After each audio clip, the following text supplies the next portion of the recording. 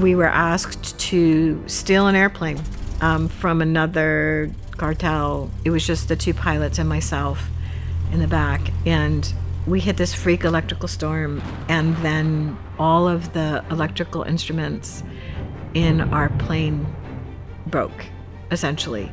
So it's about 8 o'clock at night, dark. There was no visibility all the way down to like 50 feet. You would usually do an instrument landing, but we can't because everything on the plane is broken, and we're trying to land. The tower's trying to get all the planes to land in this tiny little airport, and we take a couple passes, and then we literally run out of gas. And so we are falling from the sky in this small plane in the middle of a storm. And I'm in the back of the plane, and the pilots begin to fight. They begin to fight. Like, they're screaming, they're yelling, and then they're physically hitting each other. And I'm in the back of the plane thinking, okay, this is it. This is it. This is when I die. What's going to happen after I die? I had not answered that question. And oddly enough, I have this memory. It was just this memory that was so clear of sitting in this church and leaning over and saying, "Where's Jesus? He's not on the cross." And having my friend say, "He's not, because he's here. He's with us." And it was that thought in the airplane, that kind of moment where I went, he's here with us. Maybe there's a chance. Julie, thank you so much for joining us on TruWitness. I'm super excited to hear your story. And man, it's a crazy and amazing story. So I'd encourage anyone listening, hang on there toward the end, because there's some amazing things that she has to share with us. But why don't you just get us started and start off with, how did your story start, and where did you find yourself? Well, thank you. I love to tell the story, but where I found myself was by the age of 22. I was a divorced, single mom, 2-time college dropout, living with a man who was large-scale drug trafficking, violent, addicted to cocaine. I couldn't get through the day without drinking, and in a position that I never thought I would find myself in. But I think I also believe that because of that, I just don't think that there is a lost cause. But if there was, that's how I felt. In that moment of my life, I do believe I felt like such a lost cause, like I had so messed up. And I think that is where I really see the story kind of beginning. And there's a backstory to how I got there. I was raised in a home. I was a first generation Hispanic. My dad came from Mexico. He had no education, no means to survive. He lived in a chicken coop with his siblings, and no father in the home, 12 siblings, and we all lived in the same kind of barrio in LA. There was so much violence, so abuse of every kind. I often say I'm kind of a little bit of an alphabet soup, all the acronyms. Adult, child of an alcoholic, all the acronyms. That was me. And violence and drug addiction and abuse, immorality was such a part of our everyday life that I never had a moment where that didn't feel normal.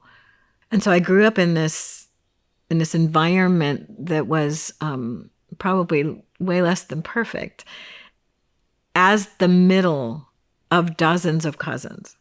And I wasn't the smartest, and I wasn't athletic, and I wasn't, I felt at that time there was nothing super remarkable. I was really just kind of lost being the middle child in the midst of dozens of cousins.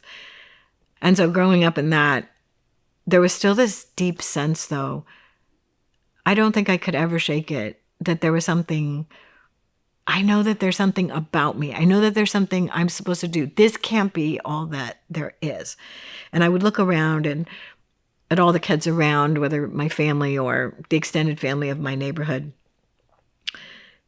And I would think that there was a need for me to be different. Like there was a reason why I was supposed to be different. I wasn't supposed to be in the gangs. I wasn't supposed to be addicted to drugs. I wasn't going to get pregnant and not finish high school, which was the norm in our neighborhood. I wasn't going to be involved in the violence that was going on. Don't mess up. Like that was my rule. My one rule, don't mess up in life. And I was doing a pretty good job of that.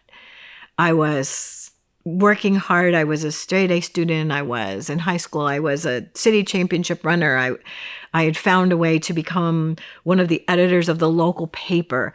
I chose a friend group that was completely outside of my neighborhood. No one had ever even been to my house. Nobody knew really what I lived in, what conditions I lived in when I left school. That was all hidden.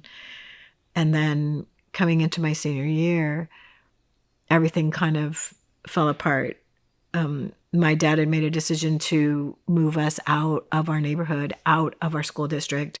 I was so angry. My mom was addicted to Valium at the time. My dad was violent and drinking, and I was pretty much alone. And I was so angry. I made the decision that I wasn't going to run, because I was a city championship runner. I wasn't going to run my senior year of high school. And I was literally going to do just about everything I knew to make my parents angry, I guess. Like, you want me to do this? I'm not going to do it. And in my senior year, I met an adult who was 5 years older than me, who understood the, I guess, situation that I was living in. And he was predatory. And building trust, decided, well, I'll give you a key to my house and you could stay here when it's not safe to go home, because sometimes it wasn't safe to go home.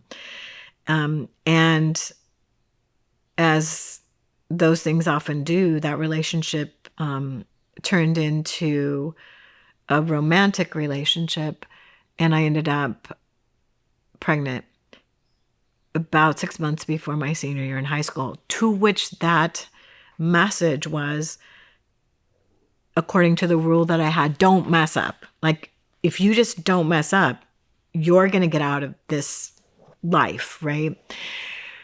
And at that point, he was not willing to have a baby, and I was terrified that my father was going to find out, and that anyone was going to find out that I messed up. And so we made the decision to abort the baby. And I think about that.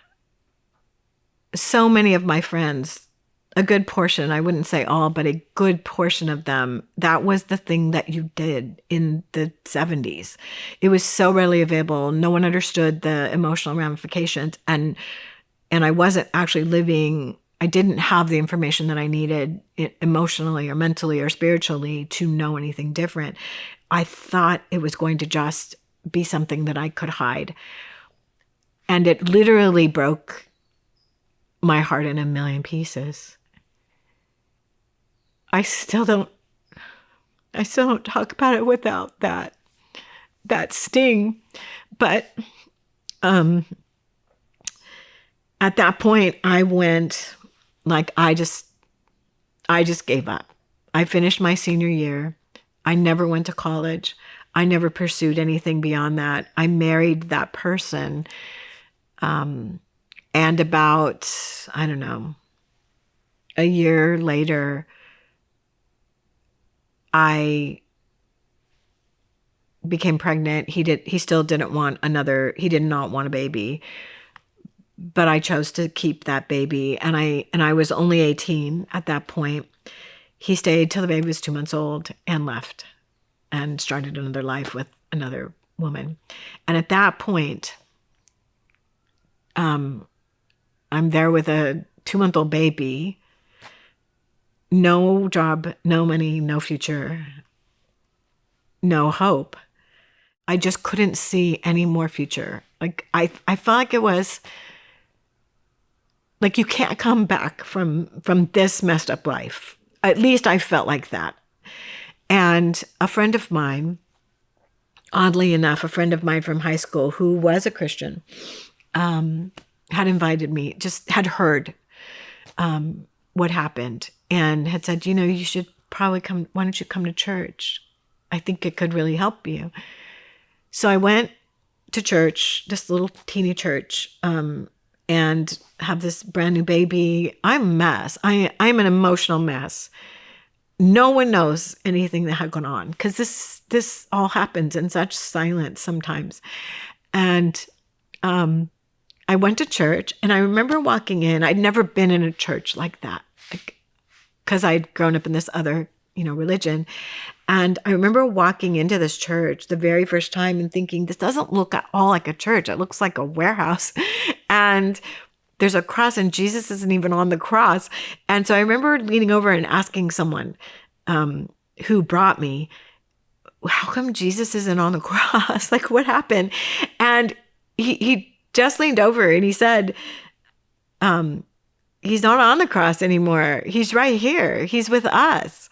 And I just, it was one of those moments that you go, I probably won't ever forget that. He's with us. But I think when you're living in shame and guilt and all of that you have no way to process, he's with us, to me at that moment meant he's with us because we're all here in church and we're doing the right thing, right? We're all here in church and we're doing the right thing. And so that was comforting in the moment. But I mean, sadly, I don't think, and it's not a commentary on them, but I don't think that the church had the tools to deal with someone like me walking in the door. Someone who is so broken, such a mess, 18 years old, going through a divorce, little baby. They had no idea what to do with me. I think it resulted in there just being a lot of rules. You're welcome, but there was absolutely no way that I felt like I was going to be good enough to actually stay.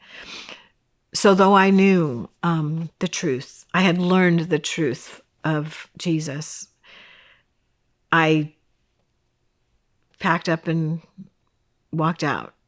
And when I did, I spiraled so fast, so hard. I remember thinking, I will never be able to be good enough to be that, Christian, believing, nice girl, picket fence, husband, none of that. So I might as well just throw caution to the wind, and all the things I missed out on in high school because I was trying to be so good, I might as well just do that. So I remember I got a fake ID because I was 18, and I walked into my first bar and ordered a drink. And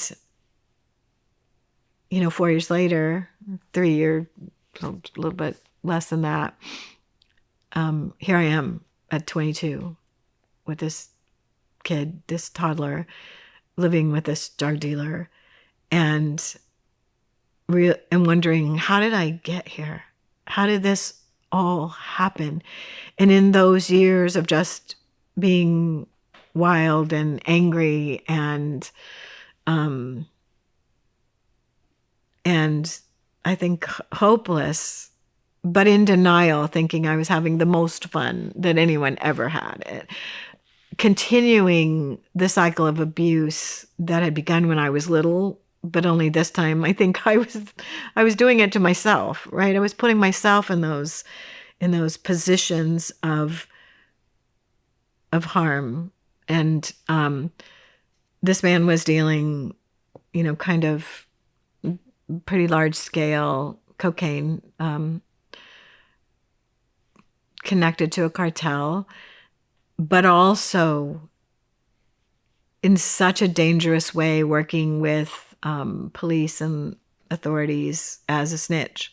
So the life was so dangerous. And I was along for the ride,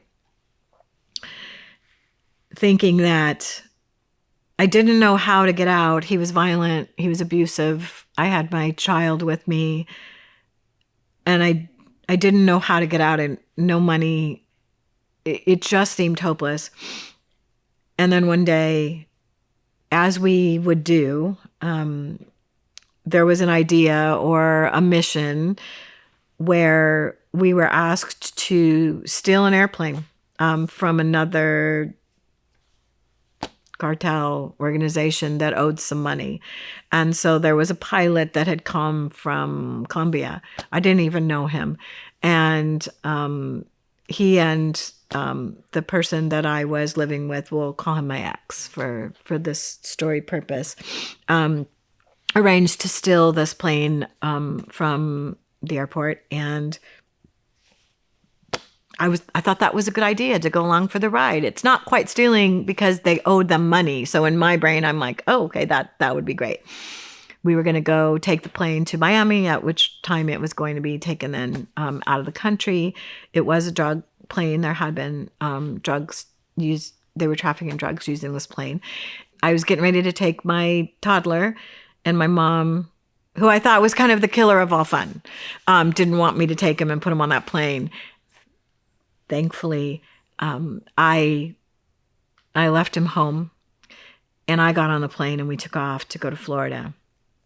It was just the two pilots and myself in the back, and we hit this freak electrical storm, and then all of the electrical instruments in our plane broke, essentially. So it's about 8:00 at night, dark. It's called an ILS. There's no landing system. There was no visibility all the way down to like 50 feet. And so you can't see. You would usually do an instrument landing, but we can't because everything on the plane is broken. And we're trying to land. The tower's trying to get all the planes to land in this tiny little airport. And we take a couple passes and we can't because we just have to go down until we can see. And we try it 3 times, and then we literally run out of gas. The plane literally runs out of gas.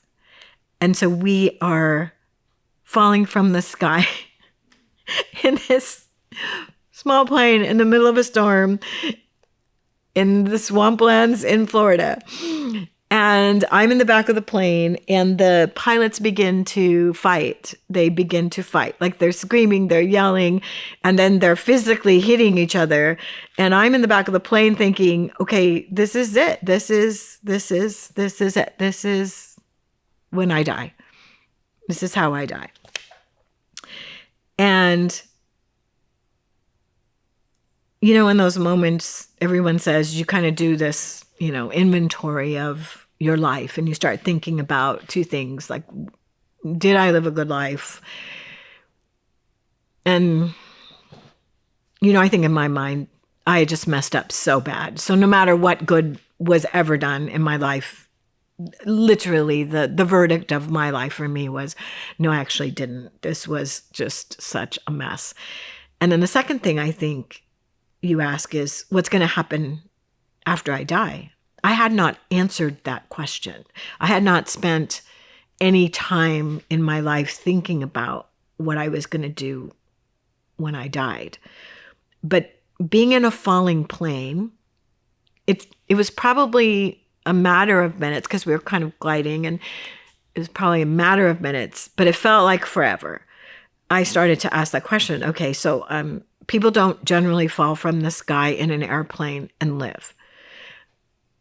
So I'm probably going to die. What's going to happen? And oddly enough, I have this memory. Like it wasn't a vision or anything. It was just this memory that was so clear of sitting in this church and leaning over and saying, "Where's Jesus? He's not on the cross." And having my friend say, "He's not, because he's here. He's with us." And it was that thought in the airplane that kind of moment where I went, he's here with us. And then immediate shame and guilt. And why would he be here with me? Why would he be in a stolen drug plane with someone who literally walked away from him and walked away from the truth without even giving it a nod? I had rejected the truth. I had rejected him. I rejected his help. And I had walked away into a life that was so contrary to what I had learned that little bit of time that I was in that church. Why would he be here with me? Why? Because I had clearly messed up. But even with that, I thought, maybe there's a chance. Maybe there's a chance he is. Because if he's everywhere, maybe he's here. And so being the personality that I think I am, I'm a little bit of a negotiator. I started to negotiate. I started to negotiate with God. Okay, God. So if you're here, get me out of this mess. If you save me, that whole 50%, I'll give you 50%. If you get me out of this, if I don't die, I'll give you 50%. And if I don't die, then I'll believe in you. If I don't die, then I'll go to church. Right? When we land this plane, I'll go to church when I get home, and I'll be such a better Christian. So I'm in this negotiation phase. And again, it's probably a minute long, but it feels like forever. It just seems so futile. And at some point, it was just this complete point of surrender. And it was so tangible. It's hard to explain where your thoughts go, but it was so tangible. And I remember thinking, I actually really don't care. I really don't care if I live or die, because we're going down. Pilots are fighting. This is really bad. And there's a storm and the plane is back and forth. If you can think about the worst turbulence you could ever be in. And I remember thinking, none of this actually matters. I think the only thing that matters is if I am with Jesus. And so I remember saying this prayer, God, I don't actually care if I live or die. I just want to be with you. That's the only thing I ask. I just want to be with you. I surrender. I just want to be with you. And in that moment, and it probably wasn't the greatest sinner's prayer that anyone ever said, but it was, you're real. I believe, right? I'm going to dare to believe that when this plane lands and I die, I'm going to dare to believe that I can be with you, that I can be with you in heaven, that I can spend eternity with you. So I knew enough. I knew I had that saving knowledge that someone had shared. And it was such a crazy thing. Everything shifted. It was like instantaneously, I felt like God said, okay then. And I knew in my heart that he had agreed. I knew that I had been accepted. And so hilarious. It would make such a funny scene because the plane is crashing. The pilots are fighting, screaming, cussing, swearing, all of that.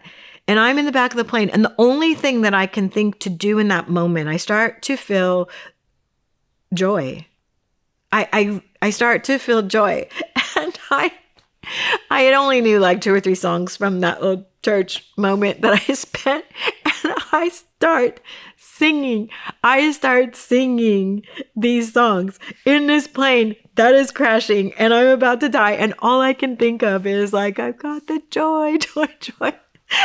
That's, this one song, and he walks with me and he talks with me, and I'm singing and my hands are up. I don't know a thing about being a Christian, but I knew we sang songs, and I'm singing and I'm so filled with joy because I truly believe that no matter what happens, I'm going to be in heaven with God. And I'm so excited about that. And I'm not really thinking of anything else. And at that point, one pilot knocks the other pilot out. we're getting ready to hit the ground, and I'm worshiping God, and they're screaming at me and swearing. The one pilot screaming and swearing that I need to shut up because I am praising God in the back of this plane, and we're about ready to die. And this person doesn't like that at all. So they're screaming, cussing, and swearing and trying to, navigate the plane. And then there was a moment, a miraculous moment. And it wasn't an audible voice I didn't hear God audibly, but it was so clear. It was as clear as anything I've ever heard in my life. And I hear God say to me, Julie, when the plane hits you, hit it back. Hold on and fight. And it was in that moment that I thought, oh my gosh, maybe God's going to give me a chance. Maybe there's a chance. Is there a chance that I could live? And so I am sitting in the seat. I grab some jackets. I put them on my lap. I put my feet up on the seat in front of me. And I think, okay, when this plane hits, I'm going to hit it back and I'm going to hold on and I'm going to fight. And then whatever God does. If I die, I'm going to be with God in heaven. And if I live, well, it's almost scarier to think that you're going to live through or something like that, right? And so the plane starts to hit the ground, and there was some trees. There was it was very thick. It was swampland, but it was very thick trees. That's the only way I kind of only have a minimal picture of it. But the plane, it's as loud as I've ever heard anything. It's dark, and the plane is just being jostled back and forth. And it's like being inside a cannon that's just going off, and it's banging and loud. And the plane is just, I felt like it was going to come apart. And then the next thing you know, it just stops. And I'm holding on. Every time the plane hit me, I just hit it back. I just stilled myself and I held on. And the cockpit is full of smoke. The plane is filling up with smoke. And my foot is caught. I can't get my foot out. My shoe is caught in the plane. And I can't get out of my seatbelt. And this is a miraculous thing. I actually don't know. Someone came through the smoke, undoes my seatbelt, takes my foot out of my shoe. Now I'm barefoot with one foot. And next thing I know, I'm out of the plane. Both of the pilots that were in that plane, well, one was unconscious and really severely injured. I'm not quite sure if he made it. I don't know that I will know until we get to heaven. But the other one carried him out. I don't know how I got out of the plane. I'll know when I get to heaven. But I'm on the outside of the plane and I slide down the wing of the plane and I'm in a swamp now with one shoe, and I get to a clearing. I turn around, the plane is on fire, and all I can think of was what just happened. I'm alive. What just happened? And now we're stuck deep in the swamp land in the middle of the night. Rescue people are looking for the plane. And there's a church service going on, like a little backwoods swampland church. And this little kid sees us, and he goes into the church and tells the people there was a plane crash. So they all come out. It was a pretty good hike, but he points them to where we are. They all come out. Carry me. Somebody puts me over their shoulders and they carry me in, to where their little, I guess, community is. And they take me to the house of this woman she's like a sage. That's the only thing I could explain. They lay me on her couch. She comes walking up and she sits down by me and she looks at me and she says, baby, what are you doing here? And I literally looked at her. I'm like, I messed up. I messed up. And she just begins to stroke my head and pray over me. And she's praying over me. And she's like, you're not supposed to be here. This is not the life that God has for you. And she sits there. She prays over me. Eventually, rescue people get there. Ambulances get there. We go to a hospital. I have not one broken bone. There is absolutely nothing wrong with me. And I walk out of the hospital. And the next day, I go back to the crash site. Because truth be told, I was going to get my shoe and my, I was still trying to figure out what happened, and I had to see it. So I have someone take me back and find those people that rescued us, and they take me out to the crash site, and I walk up, and there's the FAA is investigating, and everything's hush hush, because remember I said that we were working both sides of the fence as far as drug stuff was concerned. Not me, they were. And I asked the man if I could go to the wreckage because I need to get my stuff. And he said, there's nothing in that plane. Where were you sitting? And I said, I'm sitting in this seat. He goes, no, you were not sitting in that seat, because if you were sitting in that seat, you would be dead. You would not be here. That would be a miracle. And I said, no, I know exactly where I was sitting. I sit in that plane, that configuration, I sit in that seat. So he takes me over to the plane, and there's no seat. There's no seat where I was sitting. There's a tree where I was sitting, and the plane is just cut in half. It's all burnt.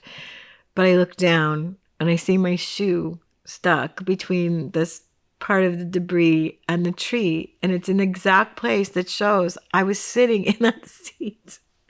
I pull my shoe out, and I show the guy, and I say, this is my shoe. That's where I was sitting. I am a miracle. I don't really understand it, but I'm a miracle. He could not believe. I still think to this day he probably wouldn't believe it. And it was at that moment that I realized that God truly saved me, that I had completely surrendered to him. But the challenge with that is it's not like a movie where there's that moment and then the next moment your life is perfectly great.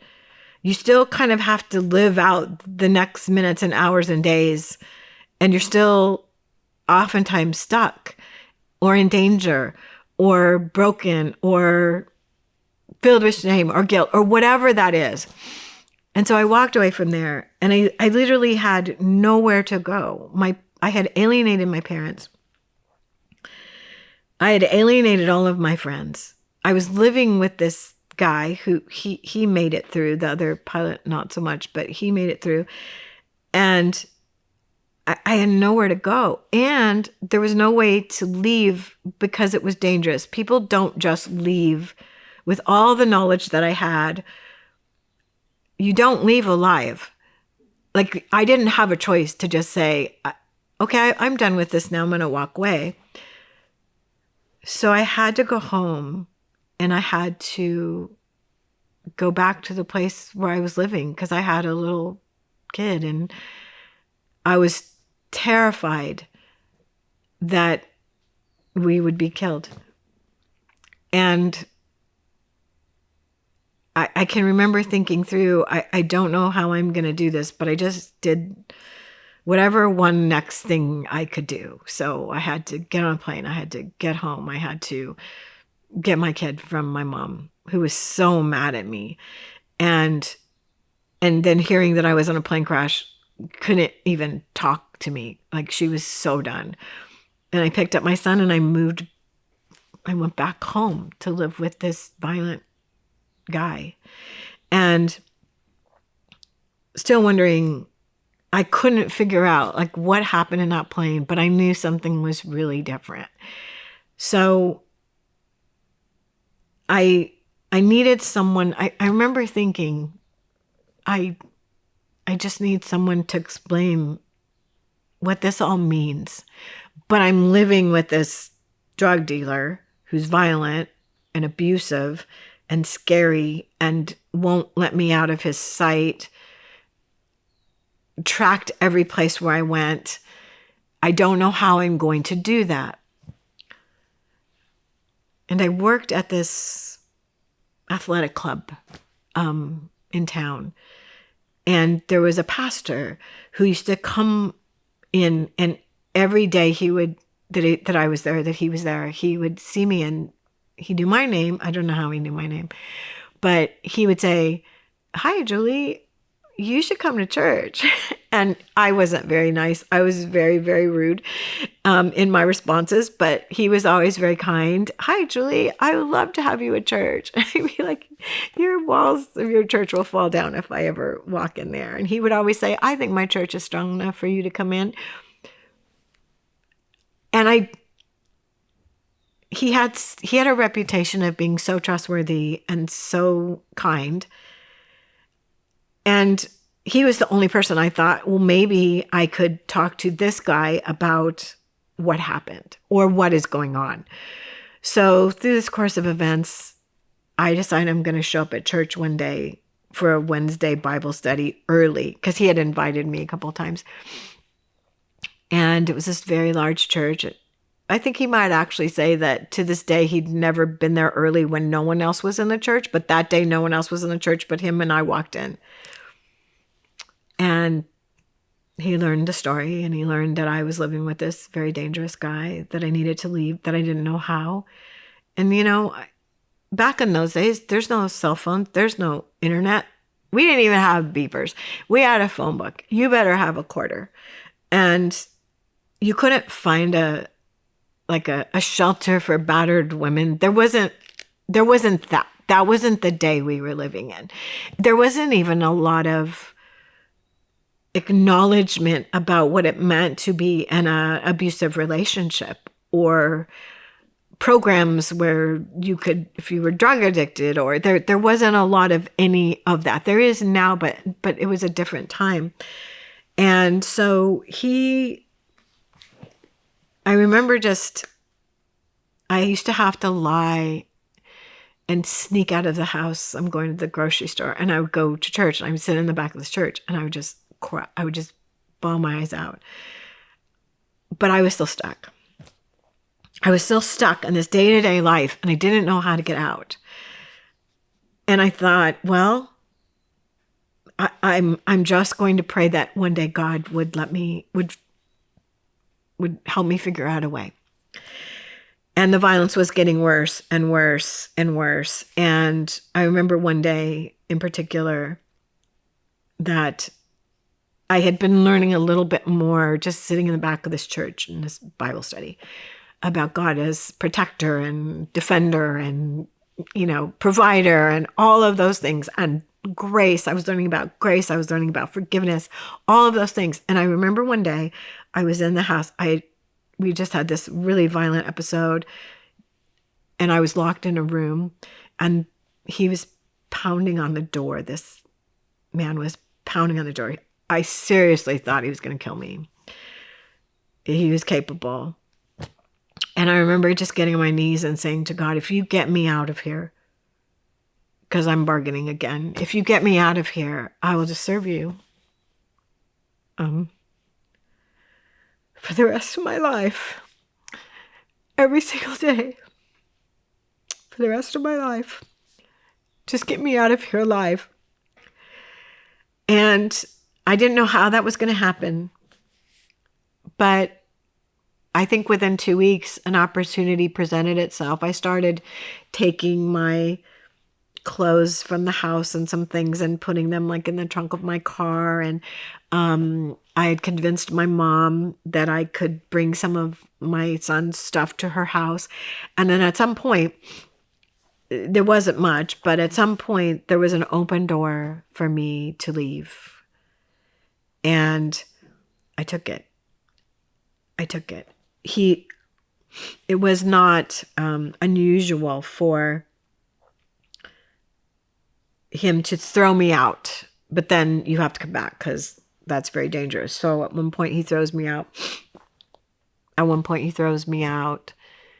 And I just get in my car and I go, and I know I'm not coming back. I know at this point, no matter what, I'm not coming back. Even if he stalks me, even if he threatens me, even if I'm not coming back. So I go to my parents and I ask them for forgiveness. And I ask them if I can stay. Because truly, at that point, practically,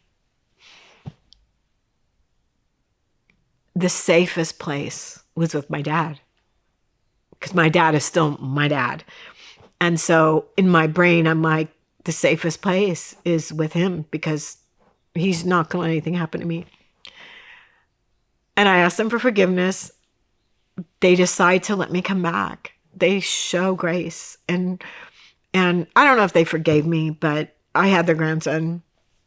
What are they going to do? And I'm in trouble. And my dad is going to protect me. He is going to protect me. And I felt like I was safe at his house. But I also knew that no matter what happened, that God had saved me from an absolute, like a plane crash. Certainly he could save me from this. And so I started those steps towards freedom. But I had, that moment where I surrendered to the truth of God. And then this was commitment. Like, I was committed. No matter what, I'm not going back. I'm committed. I made this deal with God. I will serve you for the rest of my life. You just get me out of here.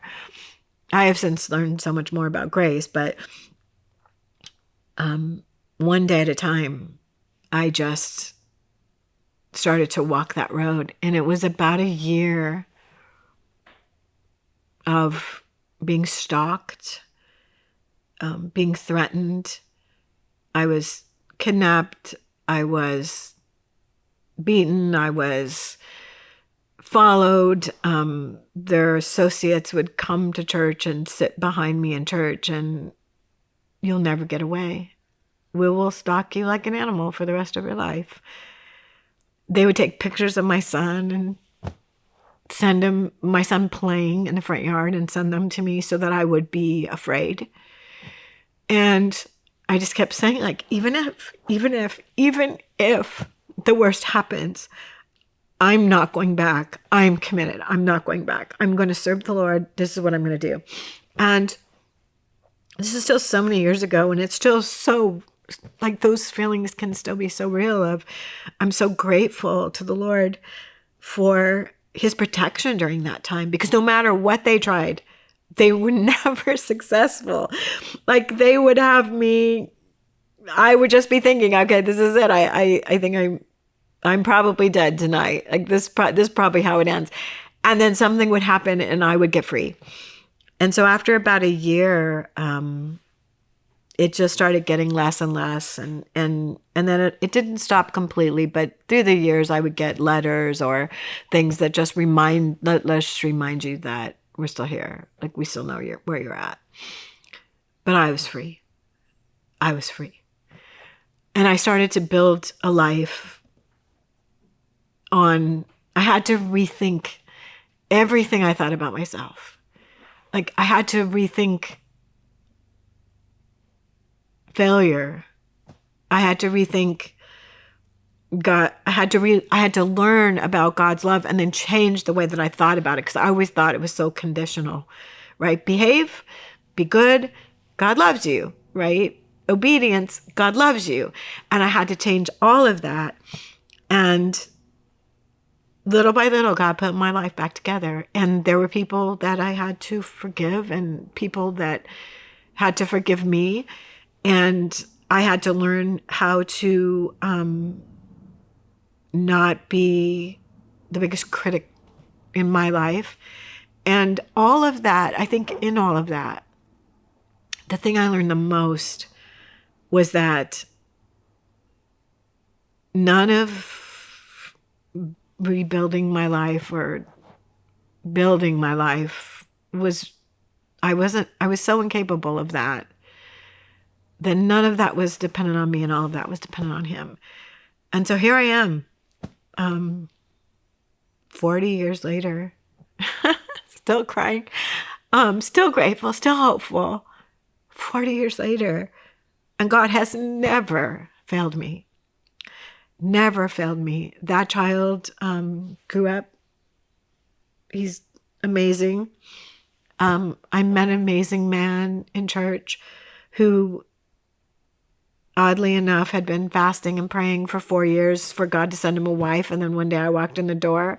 We often joke about like that moment of, he said, I looked at you and I just thought, if somebody were to ever really love her, she'd be amazing. And it's so not traditional. It's probably not the way you want to find a wife, but God really truly put him on a mission, and it's been wonderful. We've been married, getting ready to celebrate our 40-year anniversary. And in life has been amazing with the Lord. It's not been this bed of roses easy, because you realize as you go through life that there are things that kind of stay with you that you have to remember and go, okay, that's not good.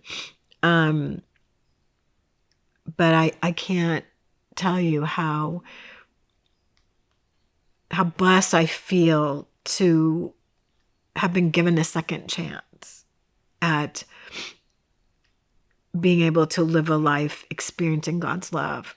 I truly was given a second chance. And I'm so glad that moment in that airplane, I dared to believe that God was there, that he was still pursuing me, that he hadn't given up on me, that I wasn't a lost cause. I dared to believe him. I dared to believe in his pursuit of me. And I dared to believe that I hadn't messed things up so badly that he couldn't fix them. Because that was truly, if I'm being honest, that's truly what I thought. So that is kind of how I sit here 40 years later. And my heart has always been to send the message to people who have found themselves in a place they never thought they'd be. In that message of hope, that there's always hope. And there's really no lost cause. Because if there was, it would have been me. It would have been me. So. It's amazing. Yeah. So kind of bringing it full circle to where you are today, tell us a little bit about after you made that commitment to serve God, what has that led to now? So I made the commitment to serve God with my whole life. And since that day, there has never been an option. It has taken different iterations in life. Sometimes it always meant saying yes to him. Sometimes it meant serve God in the church and, be a youth pastor. My husband and I served youth for 20 years. Sometimes it meant teaching, sharing my story, doing international missions in places and in areas where women are oppressed and trafficked and abused. And that has really truly been a heart. I'll go anywhere that he sends me, as long as it's him sending me. And so for almost 40 years, I have served God with a complete open yes when he asks me to do stuff. And most of the time, I feel so unqualified. I feel so unqualified to do any of that. But I know that yes is just a pathway to peace for me, because I'm committed. I committed that day, and God has been so faithful. So for 40 years, that's what that has meant. It hasn't been bright, shiny, glorious, sometimes I think you see movies and you're like, oh, wow. It some of it has been hard, but I've been blessed. There's been joy. God gave me a life that is truly wonderful. And living my life for him daily, like minute by minute. I always say, just do the next small thing. That's really how far in advance that I could look at some of those moments, was just do the next small thing. And I have done the next small thing for 40 years. So I'm going to do the next thing and say yes to God. And the very first yes was, will you believe me? So when you think about the difference in perspective between when you first understood that God's love, you thought it was maybe based on your behavior, versus now you would see it as grace. Can you unpack that for somebody that maybe hasn't gotten there yet? Yeah, absolutely. Because I so was caught in that when I'm good, he loves me. When I'm not, he doesn't. I was so tied to performance. I think the truth, that moment of truth I had was when I realized Jeremiah 1:5 says, before I formed you in the womb, I knew you. Before you were born, I set you apart. And I remember reading that and thinking, wow, there's a lot of befores in that. There's a lot of before I had a chance to mess everything up. And then sitting in the truth of that was so life-changing for me, because seeing God's intent for me, that he loved me before I took a breath and had a chance to do anything wrong, but more importantly for me, anything right. Before I did anything right, he loved me. There was a verdict that was because of Jesus, that God laid down this verdict of who I am as his child and his beloved, and it had nothing to do with any of my behavior. And that changed my entire life. I still love to do, I'm a doer, and I'm high achievement, but I don't do those things to be loved. I do those things because I am loved, and I'm committed, and I'm in a relationship with God. So yeah, it was one of the most transforming things in my entire life, was just realizing that the timing of before you could do a thing to make me love you, I loved you. So that was, yeah. That's awesome. I love that. As far as a practical step for somebody, maybe they're coming from a really broken past and they want to get closer to God, what are the things you would recommend that they do? Yeah, I think there's a couple things. So I think the very first thing, it gets back to you dare to believe. You dare to believe that God can and will and wants to bring you to a place where you can fully experience his love. You dare to believe that truth. So that's the step one. Step two, there's that you'll know the truth and the truth will set you free. Because sometimes when you come from a very broken past, all your truths are broken. They're not necessarily set by anything that is true, but they are your truth, right? And so the next thing is you dare to believe that God can and will, that he pursues you, that he will leave everything for you. It says he'll rip apart the heavens to help you because he loves you. And the next step in that is to begin finding truth. And the way that you do that is, in my story, I went to the one person that I thought could tell me the truth. I didn't even really know him, but I knew his reputation as being a Christian and a pastor and a man who could help me. I went to that one person and I said, can you just please help me figure out what this is? And so dare to believe, and then begin to find that truth about you. That can come in a lot of ways. One was I became such a student of the word every single day of my life. I became such a student of the word because that truth was informing me of who I was. But the second thing was a person. I looked for a person who was trustworthy, who would be willing to say, this is what's true about you. You may not feel it. You may not know it right now, but I'm telling you this is true. And I linked arms with them and I asked for help. That was the other thing. I asked for help. I decided that shame was not going to keep me. Shame and guilt was not going to keep me from asking for help. Is there anything else you want to leave with somebody who's hearing your testimony?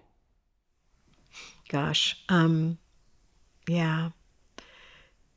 For someone that's hearing my testimony, I think in two parts.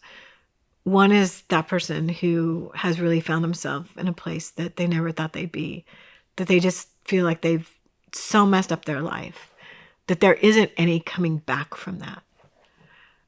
I just want to tell you that that thought that you have that there isn't anything that could bring you back from this is not true. There is no lost cause. God will never change his mind about you, and he is so in pursuit and so ready to help. Give him a chance. He will not fail. And I want you to know that that's 100%. He will not fail you. Secondly, for that person who has someone who is me, I think it's the same thing. Knowing and understanding you have a messy person in your life and your heart is breaking for that person. Just know that God is in pursuit of them. Build that bridge of love and stand there. That pastor stood on a bridge of love and waited, and God was faithful. And I want you to know that there is no lost cause, no matter how bad it looks. God is so able to help you find your way forward out of this. They will find their way forward out of this. And so I'm so hopeful. And I've really literally never met anyone in my entire life since that day who I looked at and I said, God can't help. Not anybody, not in the darkest places of ministry that I've ever been in. I've never looked at anyone and thought, God can't help. You have to do that first small next thing and just dare to believe that. Yeah. Julie, can you just lead us in prayer for the person that's watching right now that says, I want to do that next thing, and that starts with believing in Jesus? Can you lead them in a prayer for that? Oh man, I would love to. That would be such an honor. So yeah, Lord, I just thank you so much for your incredible grace, your incredible mercy, and your pursuit of us. I thank you that your verdict on us is already in. I thank you that you see us through the lens of Jesus, God.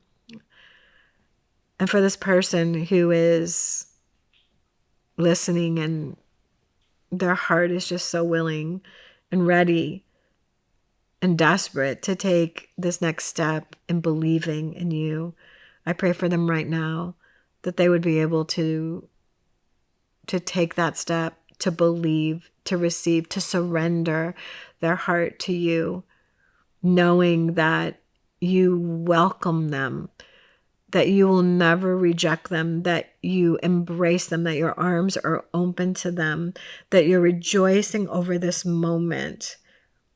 And I thank you that they are able to feel your love, your warmth, your encouragement, and you're leading them. God, I thank you that they can feel your leading right now into a relationship that is centered around your love for them. God, we just give you praise. We give you honor. We thank you so much that you are a God that transforms, that you transform lives, that you transform hearts. And I thank you that that your gift to us here on this earth, love, joy, peace, God, and that your gift of eternal life is assured. And we thank you so much in Jesus' name. Amen. Thank you for watching this testimony. Make sure that you check out the resources in the description below that were handpicked by the person who shared this story with us. If you want to take the next steps in your walk with God, please reach out to a friend, a family member, or a pastor who can help you answer some of those questions. And if you want to support us, make sure you go to truwitness.org. Thank you so much.